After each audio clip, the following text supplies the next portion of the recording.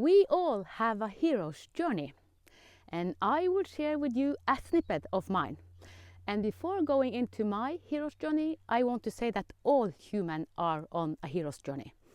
And we can say in a bigger picture that all our life is a hero's journey, but it is most often referred to the period where we go from the programmed mind to an awakened mind, where we live from our essence. But I will share my path.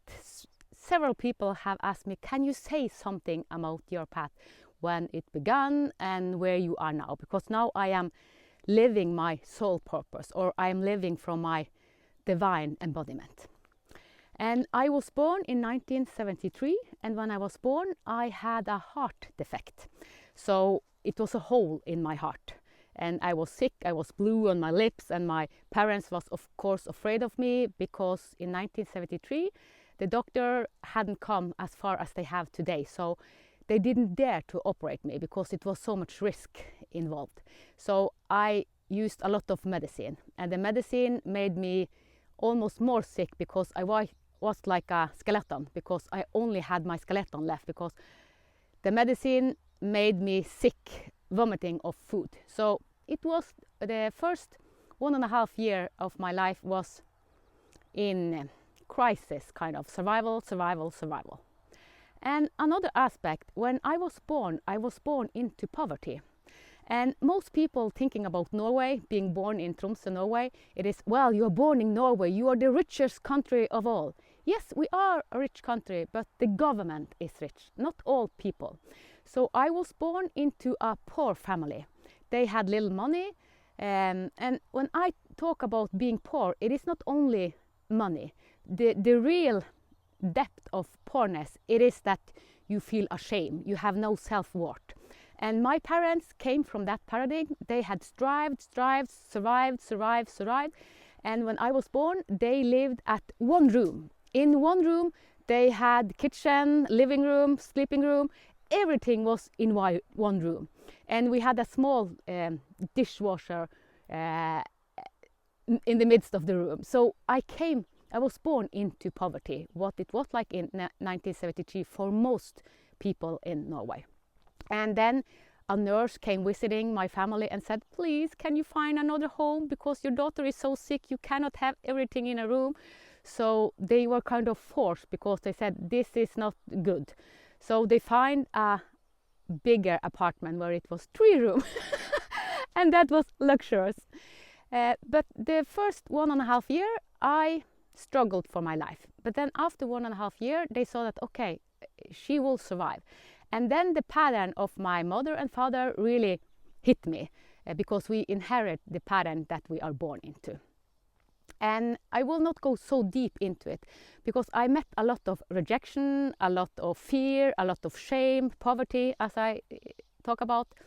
And when I was 5 years, I had met so much poverty, so much shame, so much guilt, and all this poverty that we feel on the body.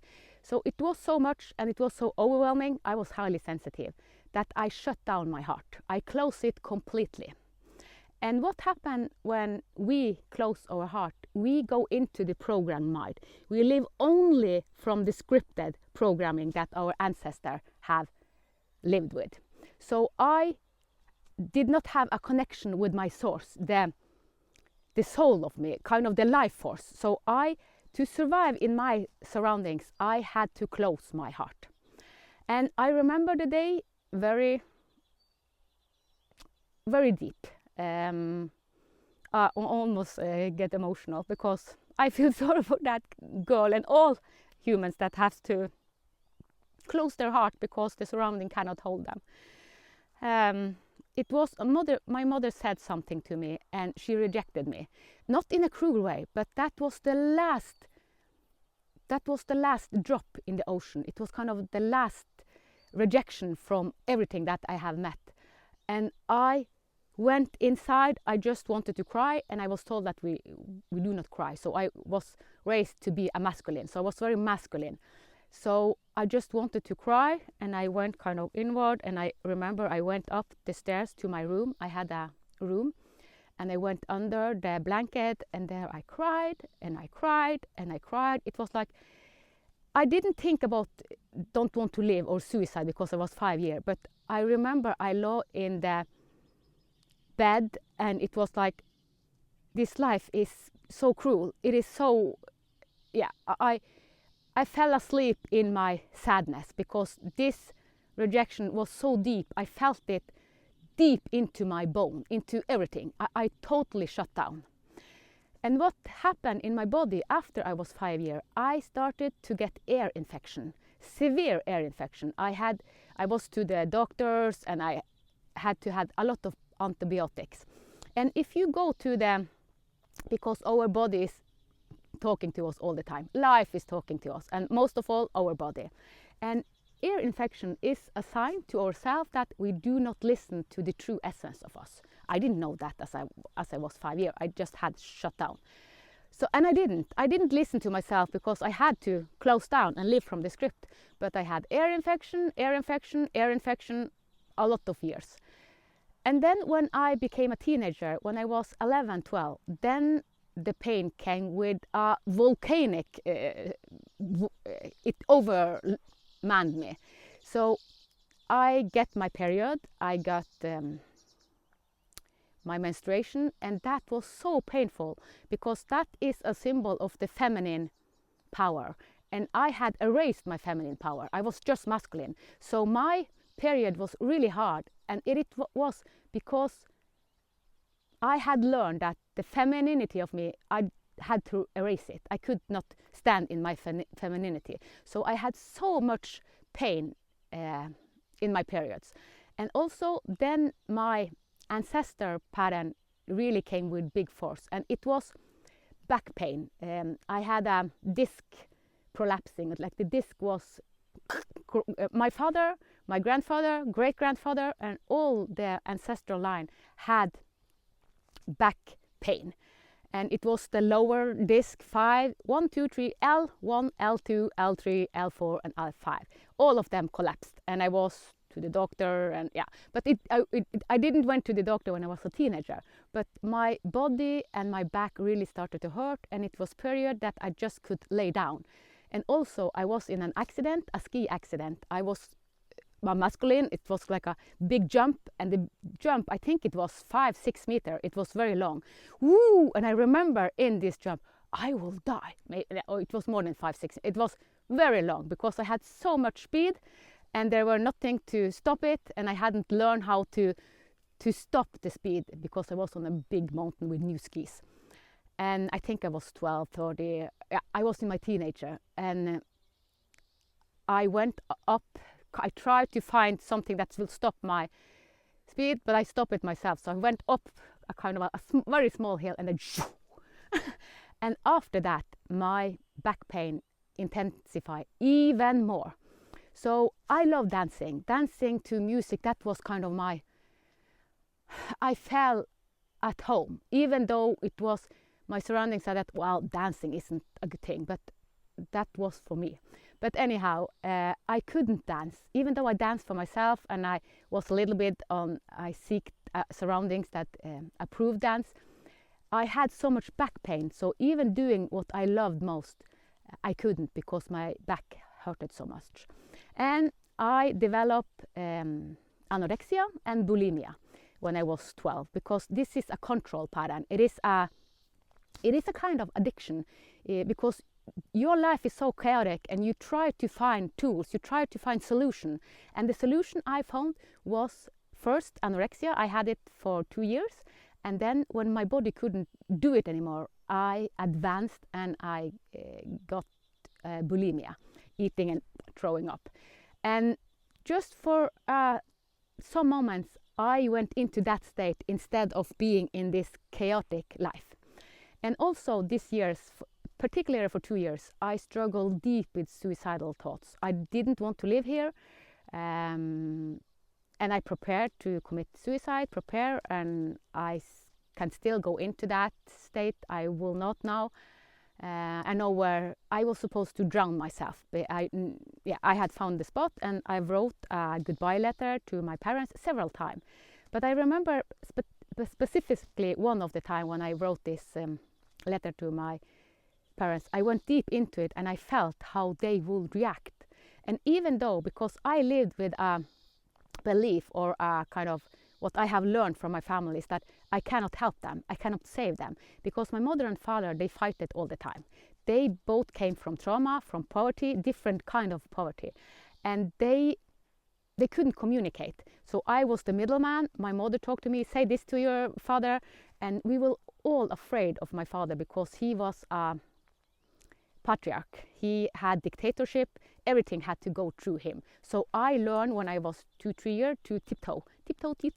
I did everything not to upset my father because his anger was rah! It was so wild, and I was so afraid of this anger. So I also made believe that I will never be angry because I was so afraid of this anger. So that's why it was overload in my body and I didn't want to live. So even though I felt that I couldn't save my mother and father, I wanted to save them. I wanted them to be happy, because being highly sensitive, you feel all the emotion, you feel what is behind the language, even though they couldn't communicate. And when I wrote the letter, I saw that even though I couldn't save them, they didn't want me to die. And I didn't believe that they wanted to die, but I had so much pain that I didn't know how to find a solution. There were no one to talk to. I talked to no one. And even though I wasn't raised as a Christian, I did pray, but I didn't feel that there were anybody listening. So I was very lost. I was so totally lost. I was in the deepest poverty that can be, because I lived with extremely safe hatred. I hated myself extremely. So I hated myself so much that I wanted to commit suicide because I had no value. Everything that I was as a child, I was a healer. I had the script of a wounded healer, but I didn't know it then. And it was so painful, so I just wanted to leave this world. But something shifted when I was 16. And then I fell in love. I fell in love with a man who was 3 years older than me. And I attracted him and he attracted me because we had the same pattern. Both of us was traumatized. I had my ancestor, he wanted to commit suicide, I wanted to commit suicide. So we had so much trauma, both of us. And we had a lot of drama in our life, of course, because when two people with pattern that is like that meet, of course, it will be drama. Before I met him, I said to myself, I will never have children. I could not understand people that got children in this awful, disgusting, terrible world. I thought it was hell. I felt that I was born into hell. So I decided when I was 14, why are people getting children into this cruel world? That was I didn't understand it. But then I got pregnant with my boyfriend. And then something shifted inside me. Suddenly I felt, oh, it is something bigger than me.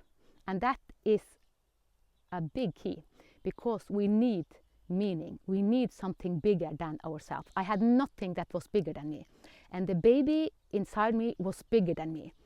And I went, wow, this child, I want to do everything for him. And so I went totally into that without working with my own programming. And what I didn't know then was that I subconsciously transfer all my programming and his father's programming to this child. And we could see it when he was born, 4th of July, 1993. He was born with extreme colic. He cried, every child cry. Most child cry when they are born, kind of to start breathing and start living. But he cried extremely from first second, and he never stopped. He cried until he was exhausted, and then he slept, but he slept only when I breastfeed him. That was his relax. So it was really hard. I didn't sleep for days. Actually, I didn't sleep for months. It was kind of small moments that I just can relax. And I will say one of one of the peak when I, after 5 months, not sleeping for 5 months, I don't want to go emotional. We argue a lot. Alexander's father and me, we argue a lot, and he, in weekend, he went into his pattern and he used alcohol, so he drank a lot. And he ran away for the weekend. And he had run away this weekend, and I became sick. I get the flu, and I puke, and I had fever, and I was so low. I was so sick, and I had no energy to cope with my son. And I remember when I puked, and he was crying, and I tried to do the best I could as a mother. And after 5 years not sleeping and then becoming sick, one thought came into my mind. I just have to throw this baby out of the window. And when I had this thought, I started to cry and I fell down, and now I had become nuts. This is being insane, because I knew that this was not healthy. When the thoughts of just throwing, I loved him above everything, but I was so sick, everything was collapsing. And yeah, I was really low. Really low, the lowest. I have been at my lowest several times. And we moved from his father when he was 7 months. Then I said, I don't get any help anyhow, so I moved from him. And then I lived with my son for a year without him. And he tried to repair it. He promised everything will be okay, promised everything. And then we met once, and I got pregnant again. It was kind of, okay, then we just have to move. We have to give it a second try, because now it is 2 babies. And also my thought was, I remember, because I don't want my older son to be just a lonely child. I felt myself alone. I have one brother, but it is 9 years between us. So I didn't want him to feel as alone as I. So it was kind of okay, even though I knew that I could not live with this man for the rest of, he was toxic, I knew that. But at the same time, it was okay to have 2, because then the 2 brothers or the 2 sisters or siblings would have each other. But it is not a foundation. But so I have learned the hard way. And when he came when he was born, we had started to build a house. And he was in his pattern, drinking, and he had other women, and he was unfaithful, and all this crazy thing. I don't want to go into all of that, but in this, one of the women he had wanted to commit suicide, because he said, I have to go to my wife. He wasn't married, but I have kids. So, and in that, everything came up, the relationship they had, and a lot of shit. And it ended, I won't go too deep into that, it ended with me being alone with 2 kids, and I had to have an emergency alarm, because I had 2 people that was danger for me and my kids. My partner's stepfather was violent, and I was more afraid of him. He was a psychopath. We are not supposed to use that word, but just, I won't go into it, but I learned a lot about being a narcissist or a psychopath from his stepfather. And he was unstable, my partner, so I had to have an alarm, so that so I had closed door all the time, so it wasn't aware, I was in survival all the time. And one time his stepfather came, and that was so ugly. It was ugly. I don't want to go into that, but I have lived with a lot of fear and a lot of ugly poverty. That's poverty. But I'm glad today, and the mother of the 2 oldest children, she was the nicest woman. She was so nice. She was from Greenland, and she was abused all her life. She didn't want to tell anyone, because she was born in Greenland, and her father abused her.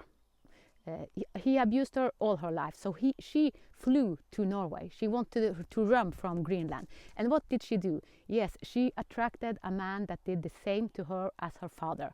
So she attracted a man with the same pattern, and she was determined not to give the pattern of abuse to her son. But subconsciously, because she never worked with it, her pattern, she attracted the same in the stepfather of the man that was father to my first children. So he saw his own mother being beaten to blood and being violated. So yeah, I was in this family for 5 years, from I was 16 to I was 21.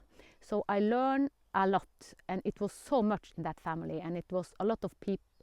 I saved one man actually from that, because he beated his cousin, and he had an accident, and he got a lot of anger out of him, and I saved him actually from that. But I won't go into that story. But it was so much. It was so much. So my life was chaotic, poor, and crisis and crisis and crisis. And my husband, the man I'm married today, I met him in the same period when I started a relationship with my boyfriend. But he was so perfect. He was so calm. He was the opposite of my partner, and it was like, I can never be that perfect. So he was kind of, how can anyone be that perfect? So we didn't match in frequency, because I had never, the only person I knew that held the same as him was my grandmother. She was my God. I loved her beyond everything. So, but he was there. We had conversation, and I loved being in his presence. And after the 5 years with my partner, and we walking, I lived with 2 children. I met him again because I didn't have so much contact. And he said, how are you doing? And I said, well, I'm a single mother, no. And he started to visit me. And then Alexander got cancer, liver cancer.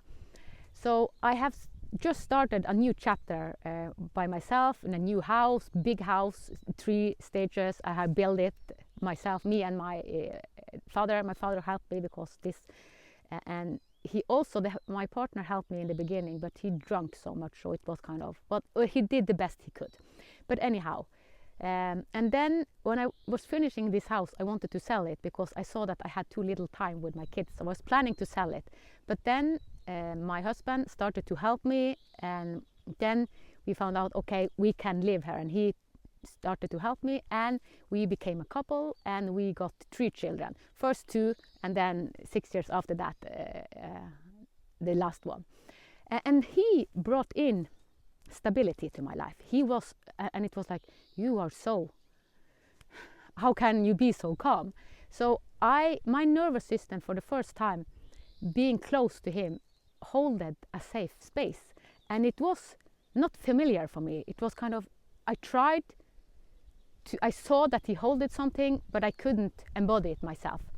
And since the 2 oldest was so much sick, it was in and out in hospital, they have diagnosis and a lot. I will not go into all the sickness with my children, because then I will stand here for 5 hours. We were a lot in and out in hospital, and 5 kids, a lot happened when 5 kids. And after 20 years, because Alexander was born in 1993, and the first collapse was in 1998 when I had 3 children. Benjamin, the third, was born in 1997, and then 3-4 months after, I collapsed, and I thought again, now I have become insane, or I was just, this is mental retarded, mental sickness, because I thought that this must be what it is when you take someone to the psychiatry or to the mental sickness house. So I thought it was because everything was dizzy. I couldn't stand, I puked, and everything went around and around and around. I had no contact with my body. So I remember I laid on the bathroom because they were hot, and it was kind of, I had no contact with my body. So I was so, all the pattern kind of, because it was there, I hadn't worked with myself. So that was the first kind of, something need to be changed. But I had to hold myself back because it was survival for my kids, cancer diagnosis. So I survived, holding. And I really broke down after several enough points in 2013. And I have talked a lot about 2013 because that's when my hero's journey started for real.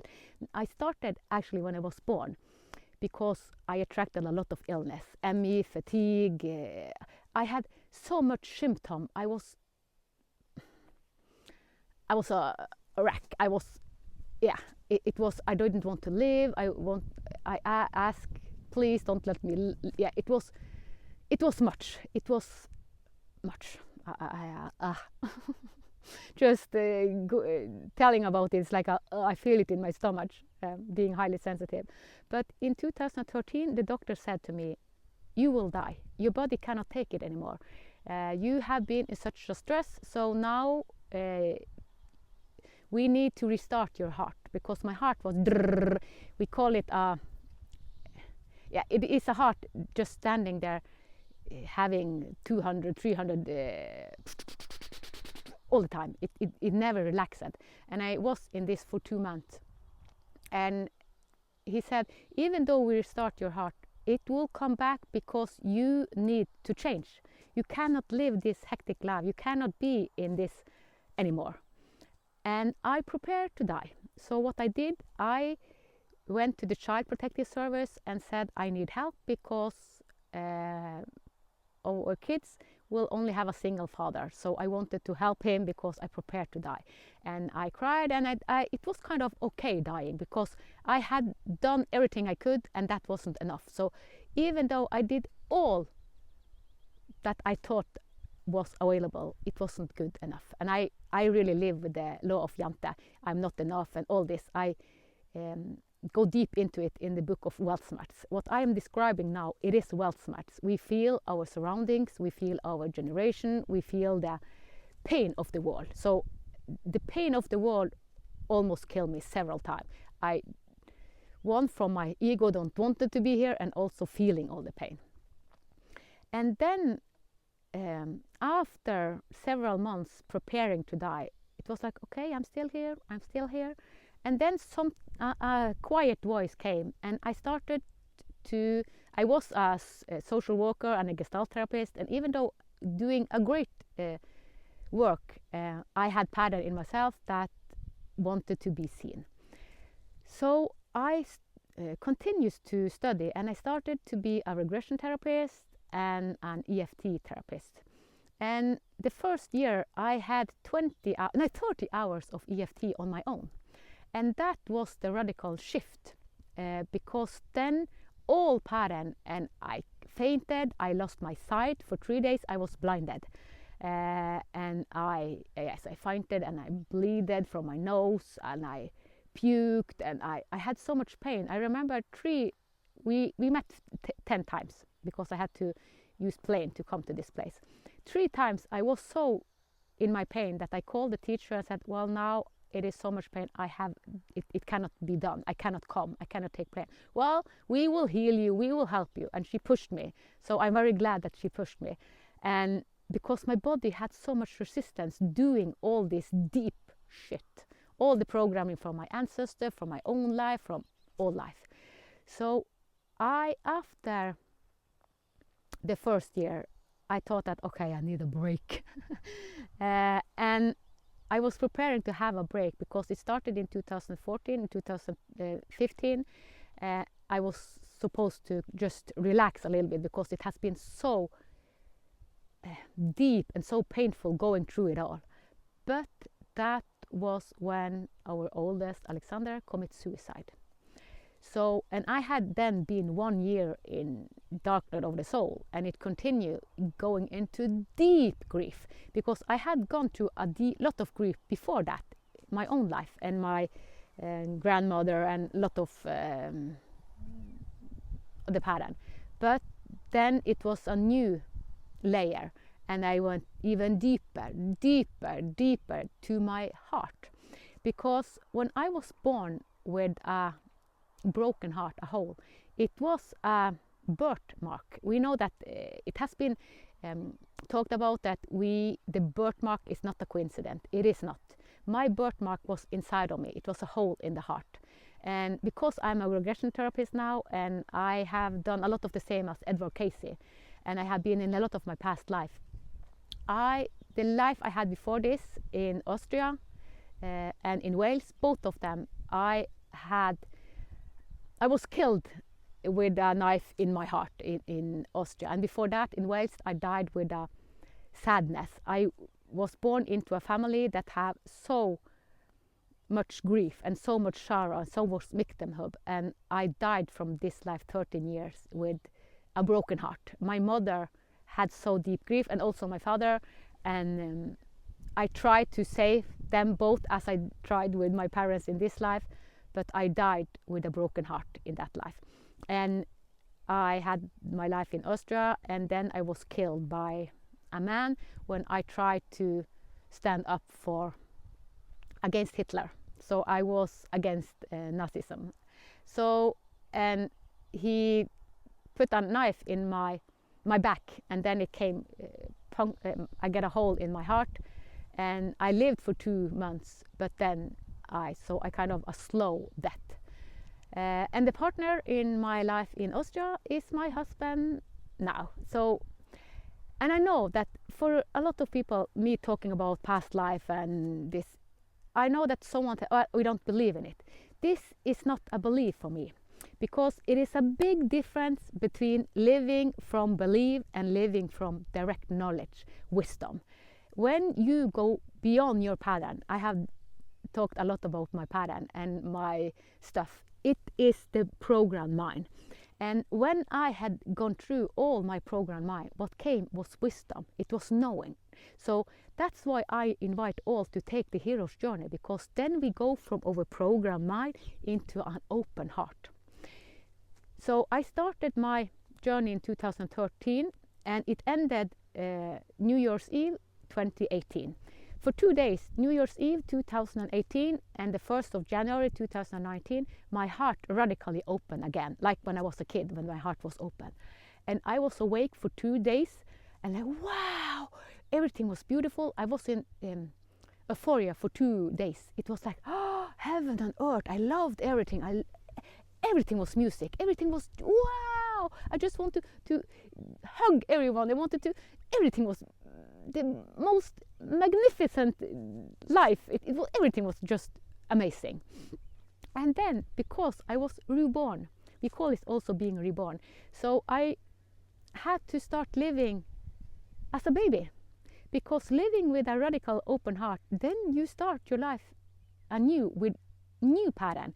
And I had to bring in, what pattern do I now want? Because I had gone through all the old patterns. So I became anew. And my partner has said that, well, I have been married 2 times, because I have been married to you, the old you, and the new you. And this was a crisis in our family. So I moved from the family house. After our son Alexander committed suicide, I felt really deep, and I was guided.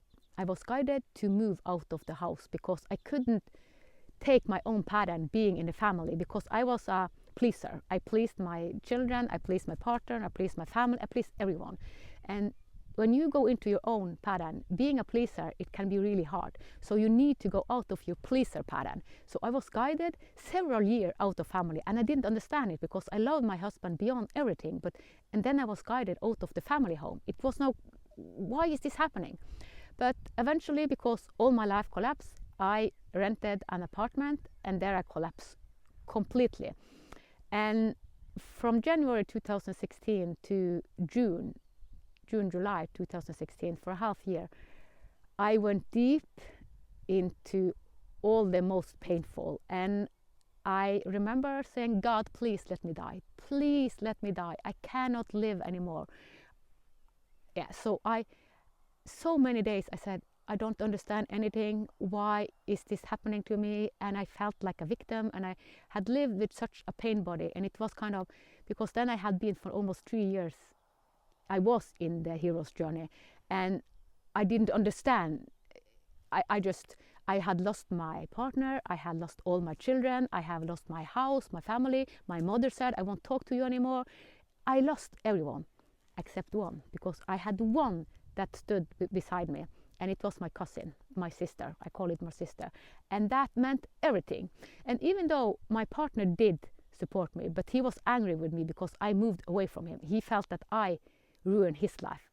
And you can understand why. Because I said, I don't understand anything. And he asked for answer. And I said, I have no answer. Everything is just, I don't understand anything, because I was in the unknown. So the most hard phase in the hero's journey is being in the unknown. And I had no guide that said, you are in the hero's journey. There was no one telling me that I was in the hero's journey. Even though as a Gestalt therapist, we had worked after this principle, but being in it, I was so deep that I couldn't resonate. I was just in all my pattern. So I was in my pattern, I couldn't come out of the pattern. So all life was reflecting deep shit.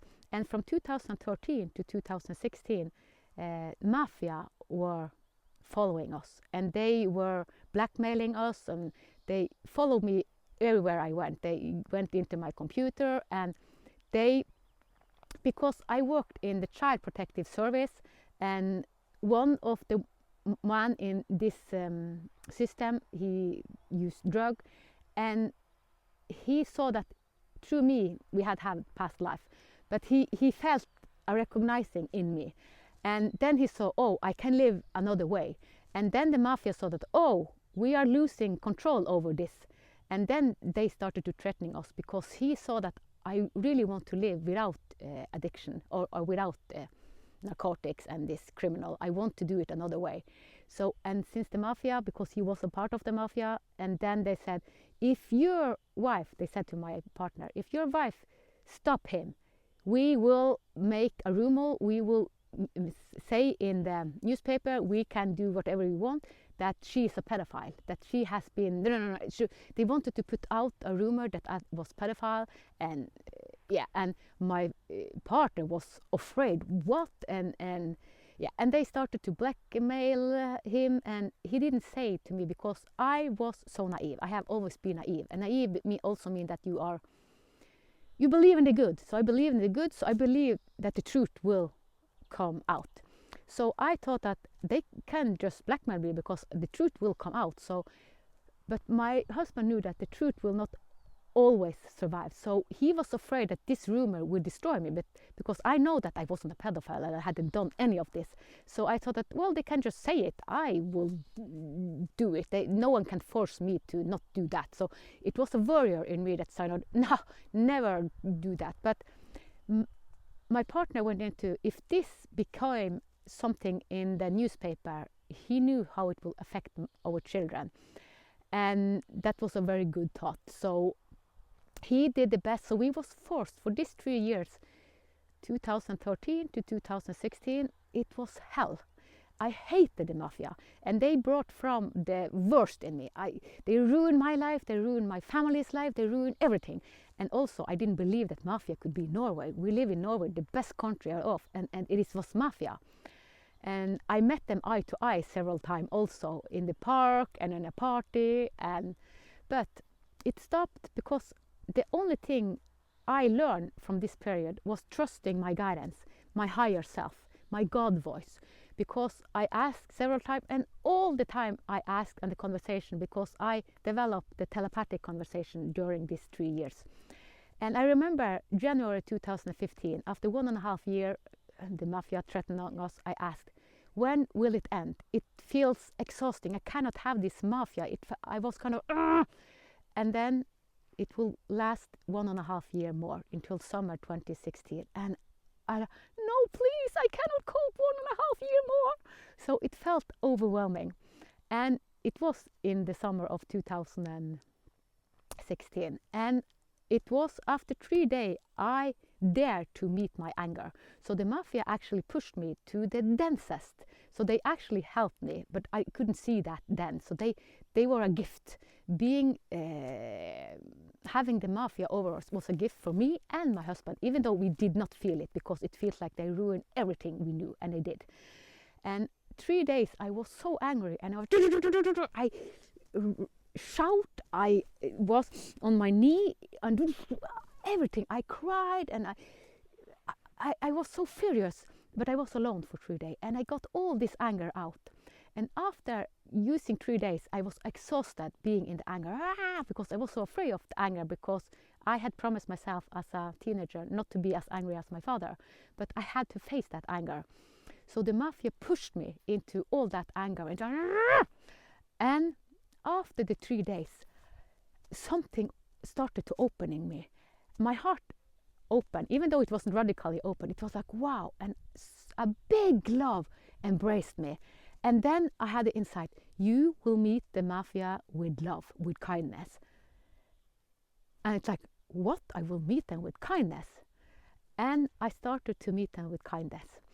And because I communicated to writing email to others, so I know all the emails I did, all the conversation, they listened to everything I did. So I said, well, I know you're listening, so I spoke to them, I wrote to them and everything. And in the beginning I say, I hate you and I will take you. And my husband said, do you think you can take mafia? It is ironic now, but yeah. And from summer 2016, it was a shift in me. Then I went into my past life and what I had taken with me into this life. The deep sorrow from, something in my eye, a flu, from my past life in Wales, in Austria and other lives. I will not go into all that lives. And also from Guatemala. Guatemala has actually been the life, in the beginning of 1600, I lived in Guatemala as a shaman, a priest, as a tribe holder. And that was actually the strength, all the gifts. I had so many gifts that I have embodied now. I was a man and my wife is my oldest daughter this life. So we choose each other. We are soul group. And me, my oldest son and my oldest daughter, we have followed each other for a lot of years. And the youngest son and the youngest daughter have followed my partner for many years. So it is kind of, yeah. And the second child that I had with my other partner, he has his first life on earth. So I have learned a lot from him, and he was put into so much diagnosis because we didn't understand him. And he thinks that this pattern on earth is crazy. It is. So yeah, and we also learn a lot because 4 of the kids have a lot of life on earth. I have, and my partner have a lot of life. And then one of the child was new, kind of, someone call it, we have a lot of name on it, but he was a new spirit on earth, and he is the kindest, sweetest of all, but he thinks the thing we do it is crazy, as it is. But yeah, I was in 2016, and then a lot of past life, my strength and my karma and my wounding from my heart. And in 2018, it was kind of the last deep, very deep surrendering to my new life. I was in Peru for a month. And that was really surrendering because I couldn't breathe 500 meters above it. The mountain was we lived for a week in Andes mountain, and I got hide sick, so wanted to breathe and I couldn't breathe. And the last day I surrendered. I said bye to my husband, I said bye to children, I said bye to all life. And I have done this several times, but that was the deepest kind of. So I have had this surrendering of the old pattern several times. So when we go to the hero's journey, it is layer and layer and layer and layer and layer and layer. And I also need to say another thing in 2017, because this is really the shift that is most significant in my life. This is what I have said yes to live the rest of my life. I woke up 2nd of April 2017, and then I had direct knowledge. It was said to me, you need to have a ceremony, a collective ceremony, inviting people, big ceremony, where you have kind of a marriage. You marry yourself, your soul self, your higher self, your God self. And I thought this, I had never heard about it. No one, so it was like, how? But I called my cousin and said, well, I will have a ceremony. What? And yeah. And then I didn't know when it would happen, and I asked, and then it came 11/11/2017. So I had a half year, 6 months to prepare. And I tried to Google, I didn't find so much, so it was finding my own path. And I met 2 shamans. I had already started the shamanic journey because I have gone 2 shamanic education, both of them 2 years, so 4 years in total. But those 2 shamans was not in the education system. So Kyrre and Gunevi, they were the ceremony leaders when I had the initiation and the ceremony and saying yes to live out divinity. I had 7 vows, 7 virtues that I wanted to live through, but they just expand because I hadn't taken the name that, because today my name is Ann-Peggy Divine, and even though the first name that was given to me in 2015 was Grace, follow Grace. Grace is not a, it was grace. It was not the Norwegian word for grace, and I had no relationship to grace, so I didn't understand it. But grace is an aspect of divinity, divine. So I just follow grace. And since I now talk about that, another shift that happened was also January. It hasn't so much January 2015. I had the opening. It was extremely big, and I had my first real conversation with God. And in this conversation, it was God, my grandmother, Jesus, and my guardian. So they was kind of the witness. I had 3 witnesses, and my grandmother was kind of my God. So I trusted her with all. And I was not religious, and Jesus being there, it's like, why are Jesus here? And then God said to me, you have the same path as Jesus. The same, and I didn't understand it. I have the same path as Jesus. What does that mean? And I thought that I will never tell anyone this, that I have the same path as Jesus. And I was in my education system, and we were 24 students. And in the evening, the voice came back, and it said, you have to share to the whole class the experience you had when God spoke to you and what God said. And then I started to shiver. Oh, I cannot say it. I was so afraid because it activated all the shame pattern. I had so much shame because I was wrong. Everything that I felt was deep in my was the wrongness of me. And I became sick, and I needed to take a taxi to come to the school because I was so afraid and everything.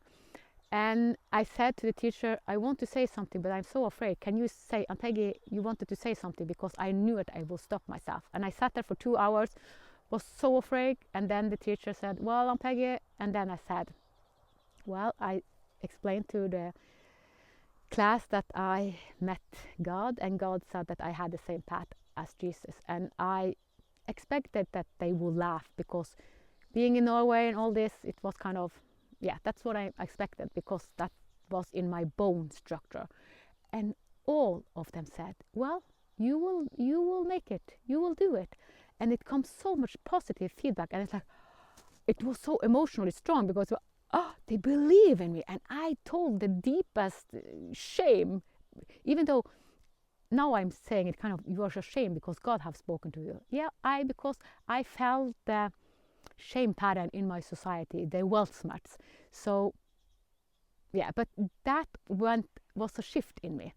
And I understood it after going through the dark night of the soul, what it meant, because Jesus, I have done the same as Jesus. I'm walking the same path as Jesus. And the latest book I have written, and the one guiding me, is Jesus. And he said that the title have to be The Many Faces of Christ Consciousness, and the architecture of divine embodiment. So the many faces of Christ consciousness is that all of us are invited into Christ consciousness. Christ consciousness is not a religion. Remember that. It is not a religion. So when I talk about divinity, it has nothing with religion to do. We will move away from all the religious programming, because they have held us down. It is a lot of wisdom in all tradition. So most of the tradition, they really hold the divinity, but they are also poisoned. We have done so much cruelty and said that, wow, I'm God, and taking everything out of proportion. So when I talk about Christ consciousness, it has nothing to do with religion, even though I am into Christianity.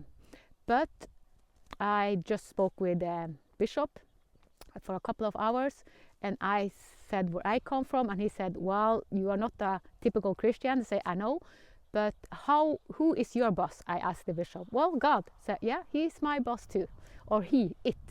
The bigger source is my. So what I have said yes to is to bring divinity into life, help people that wants to go the hero's journey.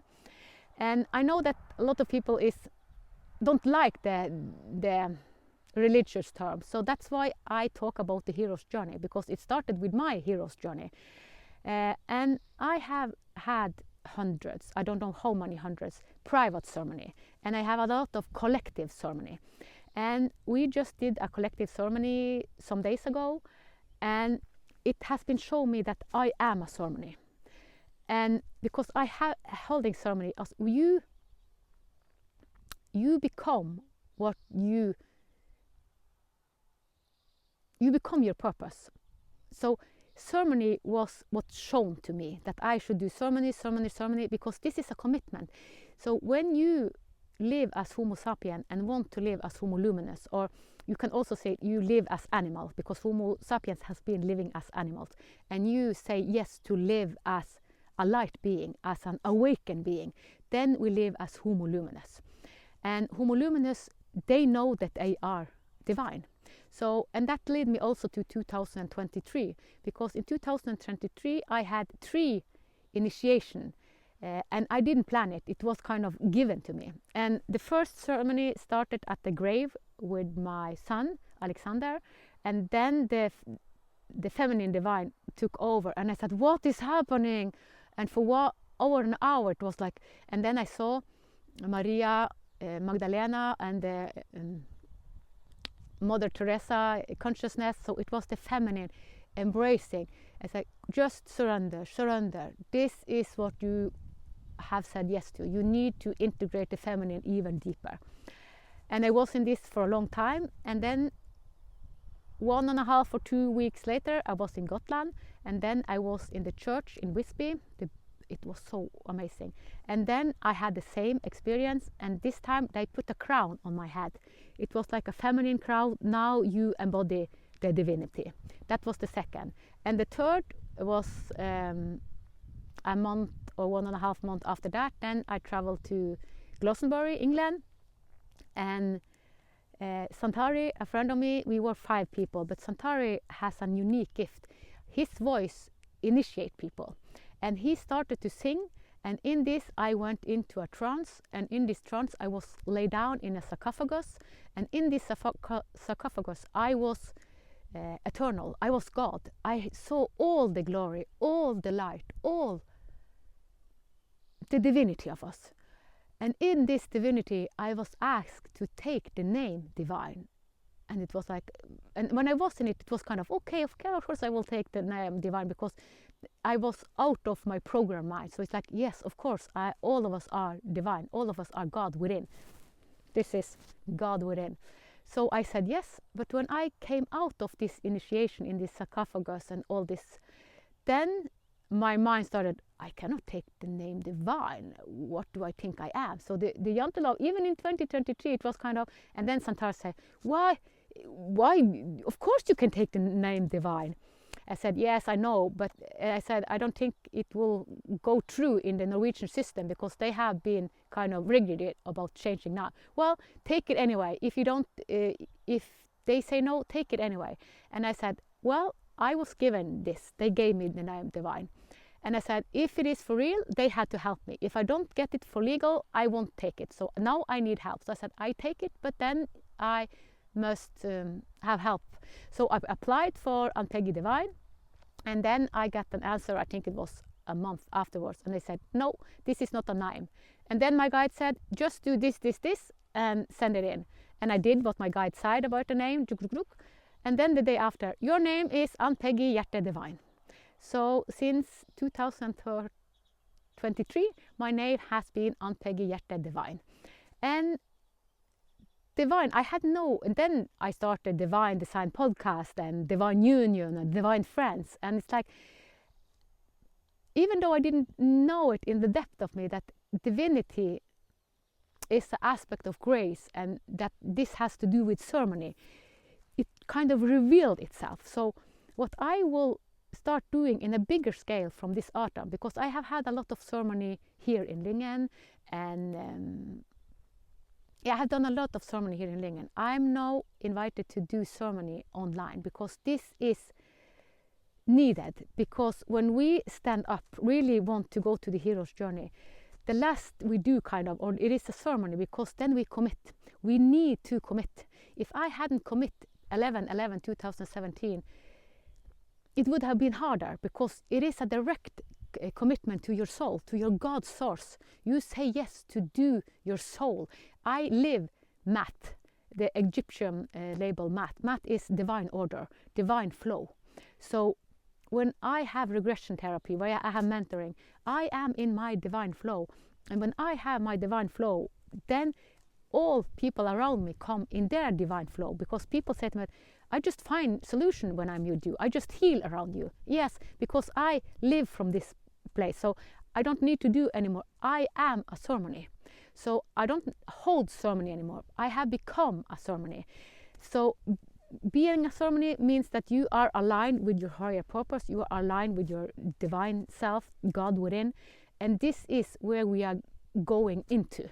So I know that a lot of people are doing it in their way, but it is about embodiment, because the masculine divinity is very mental, but the feminine way is embodied. That's why I was initiated in 2023 to really embody it, because the feminine is not about gender.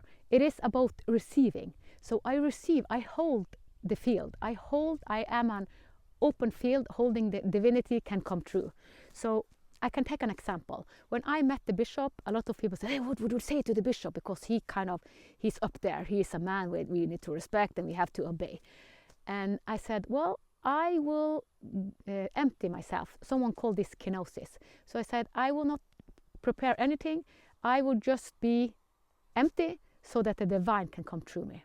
So I spoke with him for 2 hours, not preparing anything. And he asked me questions and everything came through me. So this is what I do when I guide people also. I never plan, because even though I'm a very good therapist, I had so many tools. I just tune to others' frequency and I know what to say, because we are naked. We are naked. Energy cannot lie. So we are going through Homo luminous, and Homo luminous do not lie, because we know that everything cannot. So all the facade, all the mask, all that we have put on, it is yeah, it is rubbish. So we are going from that. We will live out truth. So we are going against this, and we have never as a collective species lived this on earth. So this is the first time, and we are heading there. So it is just we can do it fast way or the short way, but we will. So that's why we see a lot of this pattern coming up. We need to have all this cruelty coming up so that all of us can live in a total radical new way. So that's why I have made the book The Hero's Journey, when life is beginning to speak to you. So The Hero's Journey, I made it as a free resource, and I encourage you to read it, because it is your journey. When we hear other people's journey, my hero's journey have been kind of extreme, so it doesn't need to be that extreme. I have guided a lot of people. Yesterday I had 2 that I guided together. They are both in their hero's journey, and they are much softer. So most people I meet have a softer hero's journey, but we are all in it, and it is our life before and after. I live the most amazing life that is. And remember, I come from poverty. I come from wanting to commit suicide. I came from so much pain in my body. I lived with my pain body for more than 40 years. So I know what I'm talking about. And when I can do it, you can do it. And also what is the case now is that we are much more supported. It was harder to do this 10 or 20 years ago, but it's so much easier, because the consciousness and the field around us, we have a field around us, it is supporting us. So the more we open up for the feminine side, not the female side, the feminine, to receive divinity and embody it. Yeah, so it is, I wanted to tell my hero's journey, and it has been a struggle. So what I have become the guide and the initiator that I longed for. And since this is needed, this will be a role in as Homo Luminous. And there are several also that are ceremony holders and field holders, whatever name we use on it. And more people are coming. And when we need to live with radically open heart. So the journey is from the programmed mind into living with an open heart. And several people, but you have lived your open heart all your life. I haven't. And I had to close my heart because I couldn't experience all this hardship with an open heart. I need to close my heart to see that, oh, that's the journey. That's the collective journey all of us are. So I chose this. Before I incarnated, I chose to go the wounded healer. I had set up a lot of circumstances. So this was planned to happen. So we actually put up our life before we incarnate. And now I will not go deep. And my son, Alexander, that commit suicide, he is reborn, and I've spoken to his new biological mother, and I will meet him in the future. And when my grandmother passed in 1999, that was such a big, deep sorrow, also grief for me. But she is also reborn, and I have met her. So remember, maybe your grandchildren and maybe someone else is someone you have known. So to judge, I don't encourage you to judge, because what you judge will meet you. Some of the hardest lessons, the one I hated, will incarnate as my grandchild. So yeah, so life is much bigger than we think, but I wish for everyone to live from the state I'm in. I live with Christ consciousness.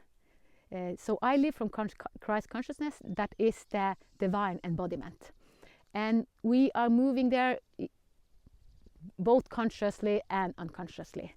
So it is up to us, do we want to do it the hard way or the soft way?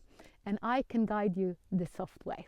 And I will end this by saying that I have said yes to do short videos for a year every day. This was shown in a ceremony. I do a lot of ceremony, private ceremony.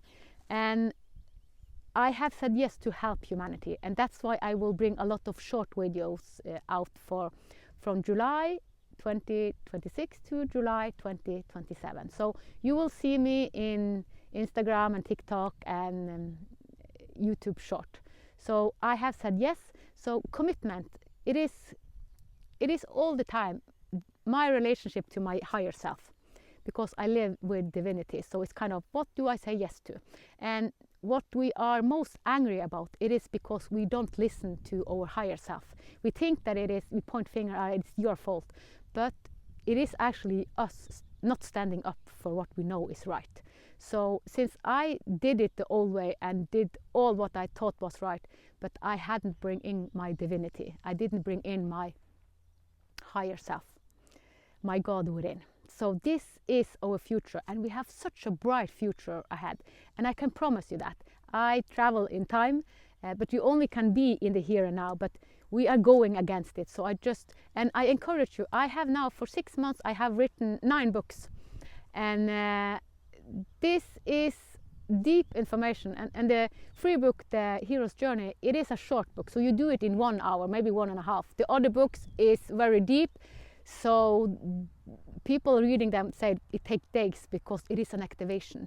All the books without the Hero's Journey book that is for free is activation. So people activate, they activate their medicine. So the more we kind of expand, the more we become our own medicine. I have become my own medicine, and I hold the medicine that all is seeking. So just me being a field holder is activating your medicine. So what we are seeking is inside. That's the biggest divinity that is. So we live from within, and then all life is a projection. So since I live from within, I project divinity. But also, as we saw Christ did, or not Christ, I mean Jesus, because it is a difference between Christ and Jesus. Christ is the universal. Christ is kind of the soul that have many life, but Jesus was one incarnation.